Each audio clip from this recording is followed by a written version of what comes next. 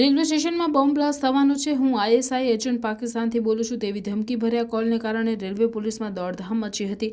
Police દ્વારા વિવિધ ટીમો બનાવીને રેલવે સ્ટેશનના તમામ ટ્રાફિક સહિતની જગ્યાએ ચેકિંગ કરવામાં આવ્યું.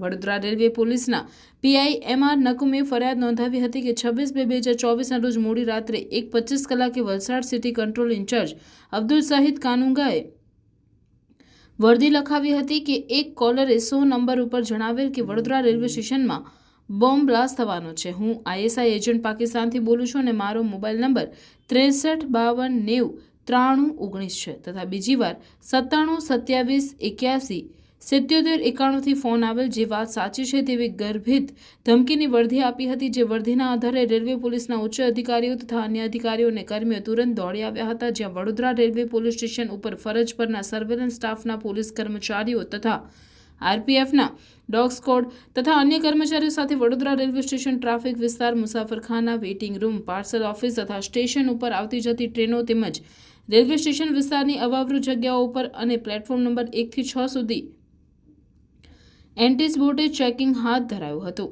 ચેકિંગમાં ગુનાહિત ચીજ વસ્તુ કે સ્ફોટક પદાર્થ મળ્યો ન હતો. પીઆઈએ આઈપીસી 177, 182, 505, 506, 507 તથા આઈટી એક્ટ હેઠળ ગુનો નોંધાવ્યો હતો. કોલને કારણે પીઆઈએ જણાવેલ કે કોલ વલસાડ પોલીસ કંટ્રોલ રૂમને મળી હતી. તેઓએ અમને જાણ કરતા તુરંત ચેકિંગ હાથ ધર્યું હતું. એસઓજી, એલસીબી તથા વડોદરા પીઆઈની 3 ટીમો કામે લાગી છે.